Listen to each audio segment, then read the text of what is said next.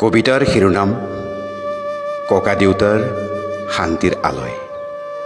কবি স্মৃতি গগৈ। ককা দেউতাৰ শান্তিৰ আলয়, য'ত সদায় উৰি থাকে সুখৰ ধ্বজা।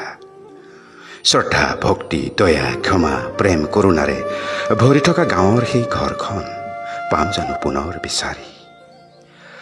ককা আইতা, বৰদেউতা, বৰমা, মা দেউতা, দদাই, খুৰী, পেহী আৰু কেইবাটাও ল'ৰা ছোৱালীৰে মুখৰিত হৈ থকা সুশৃংখলত সৎ আদৰ্শৰে পৰিপূৰ্ণ একতাৰ এনাজৰীৰে বান্ধ খাই থকা এখন ঘৰ।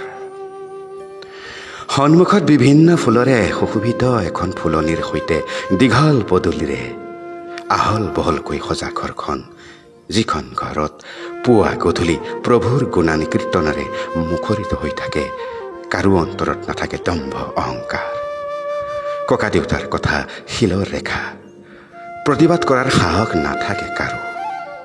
হাই কাজিয়া, ভুল বুজাবুজি বা কপট ভাৱহীন নীতি নিয়মেৰে পৰিচালিত আলহী অতিথিৰে পৰিপূৰ্ণ সেই ঘৰখন ক'ত বা হেৰাল আজি। যিখন ঘৰৰ বাৰী পাণ তামোলৰ লগতে আম, কঁঠাল, কল, কমলা, লিচু, নাৰিকল, মধুৰি, নেমু আৰু হাত দিলেই পোৱা যায় সকলো শাক পাচলি, গোহালিত গৰু, পুখুৰীত মাছেৰে উভৈ নদী।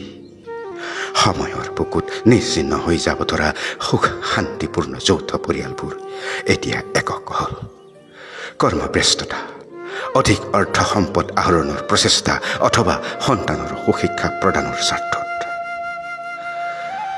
ককা দেউতাই সকলোকে মৰম চেনেহৰ এনাজৰীৰে বান্ধি পৰিচালনা কৰা সুশান্তিৰে পৰিপূৰ্ণ গাঁৱৰ সেই ঘৰখন, য'ত সদায় হাঁহিৰে মুখৰিত হৈ থাকে সেই শান্তিৰ আলয় পাম জানো পুনৰ বিচাৰি।